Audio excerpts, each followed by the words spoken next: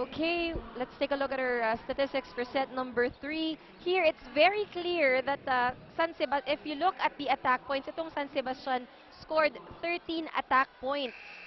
In terms of blocking lamang ang UST with 4 as compared to only 2 of San Sebastian. Service aces halos pantay lang din with 3 points for UST and San Sebastian at 2. Pero pagdating sa errors, 13. Wow. 13 errors and that's what really cost San Sebastian. Service error pa lang binibilang natin kanina unofficial count. Nakailan na sila doon. Yeah, that's top right. it off, ang dami pang nag-outside na atake.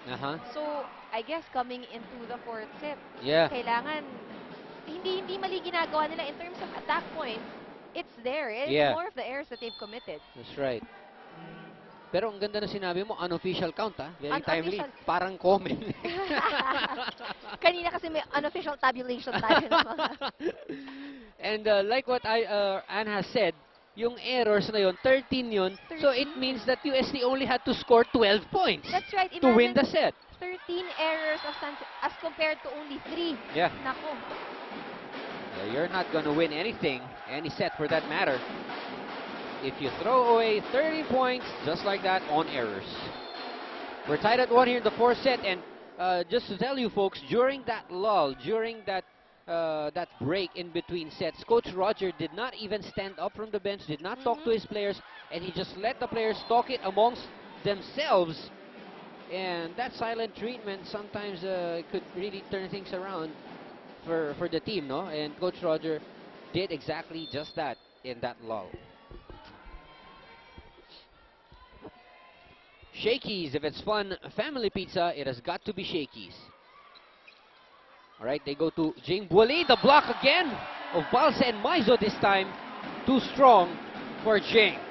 How can you get through tall blockers like that? That's right, look at that block. Again, that's a super ticket block from Mighty Bond, brought to you by Mighty Strong, Mighty Fast. Mighty Bond. Pagcor Sports, proud partner of the Shakey's V-League. Thank you, Pagcor Sports. Good defense by Carolino. Maizo, dug up by Belen. Now they go to Buali. Again, the joust. Won by Buali, but now it's a free ball. Cruz, nice play from Cruz.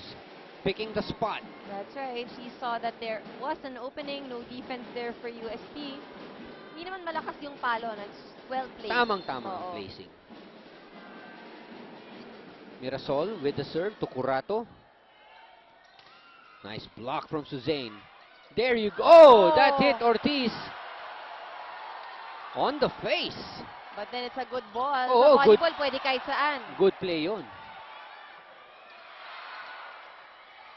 Belen to Cruz. Back to Buali, the left hand this time. What a save from Belen. Oh!